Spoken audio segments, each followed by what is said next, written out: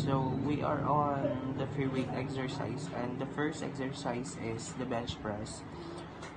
So bench press is a bodybuilding and weightlifting exercise in which lifter lies on the bench with the feet on the floor and raises a weight with both arms. So we also get we also get benefits when doing this certain exercise, like increase in our upper body strength, stronger pec major, crazy strong biceps, and uh, this also looks good when we wear shirts. There are also muscles which I would like to develop on this particular exercise, and these are the chest, forearms, and the deltoid.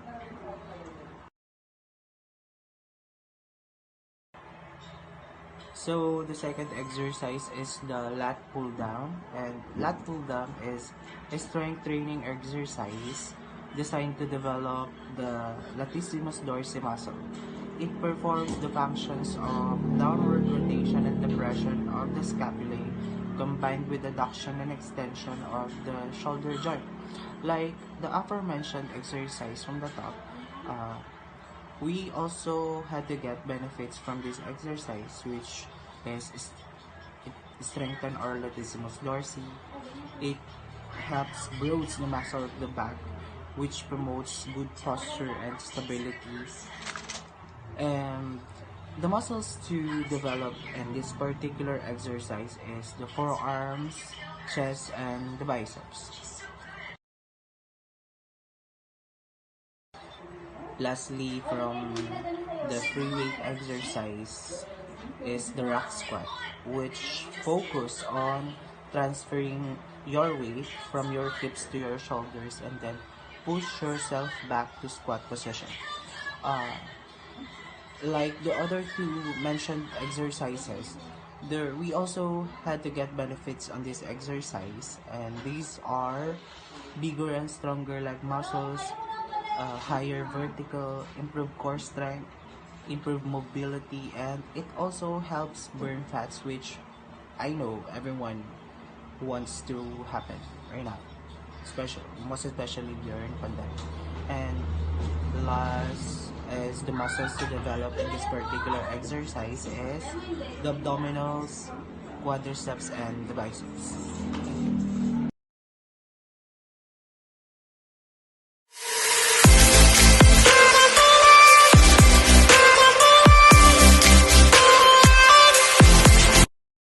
Back on a bench and hold two dumbbells at chest level along your body, palms facing your feet.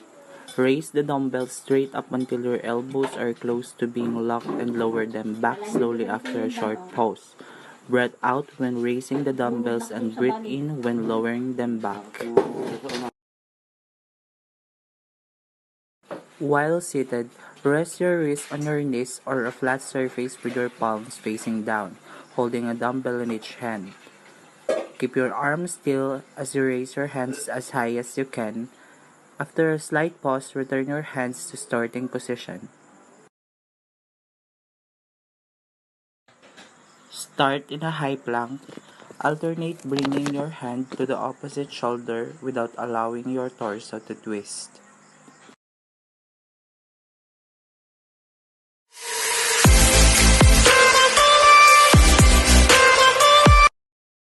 While seated, rest your left wrist on your knee or a flat surface holding a dumbbell. Relax your open hands so the dumbbell rolls toward your fingertips. Tighten your hand and curl your wrist up as you squeeze the weight as tight as possible. Lie flat on your back on the bench.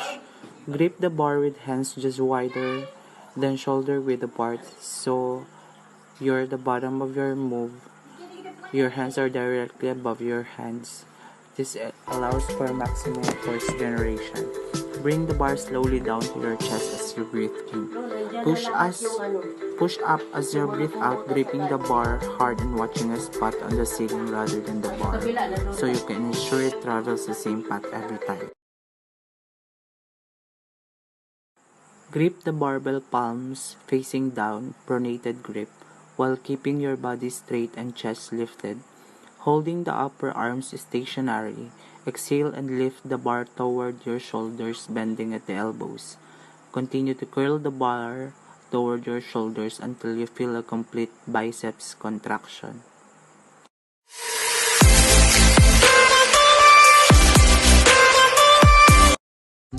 Stand tall, holding the dumbbell in one hand, keeping your chest up. Lower the weight. This will hit your obliques. Complete all the reps, then switch hands and repeat.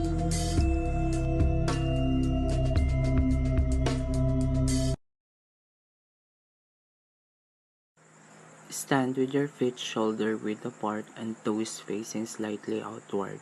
Keep your arms at your sides, on your hips, or in front of you.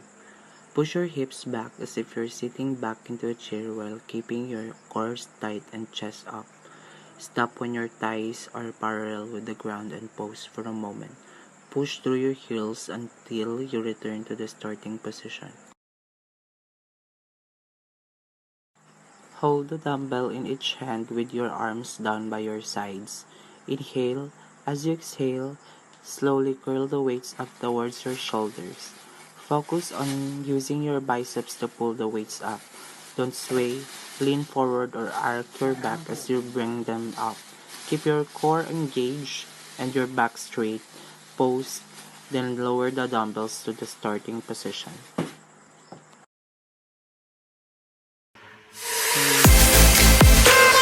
Refers to any number of weight training exercises that primarily targets the biceps brachii muscle. It may be performed using a barbell, a dumbbell, resistance band, or other equipment. So there are also benefits we can get when doing bicep curls like isolation. The bicep curl is a single joint move, great to isolate the biceps. Second is the hypertrophy. Hammer curls help increase bicep size. And last one is it helps strengthen your arms, which can boost athletic performance and facilitate daily activities, picking up objects and carrying the kids around. So, I want to develop muscles in this particular exercise are the biceps brachii, the brachialis, and the brachioradialis muscles. Hold the dumbbell in each hand with your arms down by your sides. Inhale. As you exhale, slowly curl the weights up toward your shoulders. Focus on using your biceps to pull the weights up. Don't sway. Lean forward or arc your back as you bring them up. Keep your core engaged and your back straight. Pause, then lower the dumbbells to starting position. A stationary bicycle is a device used on exercise equipment for indoor cycling. It includes a saddle, pedals, and some form of handlebars arranged on a bicycle. A stationary bicycle is usually a special purpose exercise machine resembling a bicycle without wheels. So, we get benefits on doing this exercise, and the benefits are it is a massively effective way to torch calories and melt off belly fat while strengthening your muscles, heart, and lungs. Compared to other forms of cardio equipment, cycling puts minimal stress on your joints and offers an excellent aerobic workout. And the muscles that I want to develop in this particular exercise is biceps, the triceps, and the shoulders.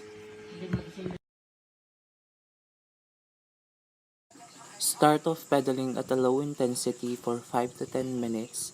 Switch to medium intensity for 3 to 5 minutes. Alternate between high intensity 1 to 3 minutes and medium intensity 3 to 5 minutes for the next 20 to 30 minutes. Cool down for pedaling at a low intensity for 5 to 10 minutes. Recumbent bicycle. So, a recumbent bicycle is a bicycle that places the rider in a laid back reclining position, and most recumbent riders choose this type of design for ergonomic reasons. Number one is the rider's weight is distributed comfortably over a larger area and supported by back and the buttocks. So there are also benefits when we do exercise such as riding in a recumbent bike, like it allows us to exercise our thighs, calves, and our glute muscles with less strain, and it has a wider and lower seat than an upright bike. Additionally, a recumbent bike puts less strain on your joints, which is ideal for those with arthritis and are much more easier to balance and sit comfortably. So the muscles that I want to develop in this particular exercise is my thighs, calves, and the glute muscles. Unload joints, secure feet in pedals, adjust seat, press quick start, and last is set the resistance level.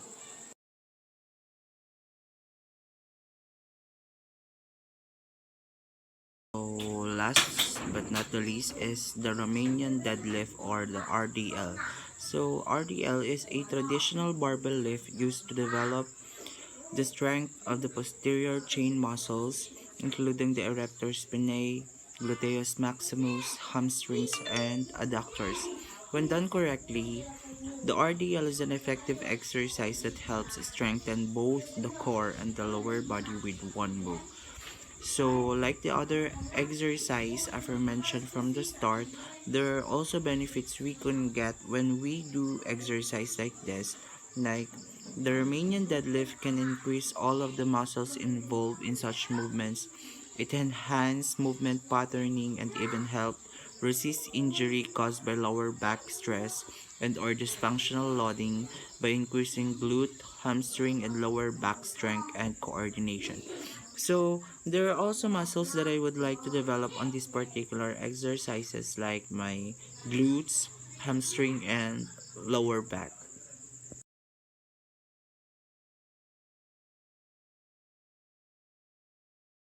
Use an overhand grip to hold the bar at hip level. Draw your shoulders back and keep your spine straight. Push your hips back as you slowly lower the back toward your feet. Press your hips forward to come into standing position with the barbell in front of your thighs.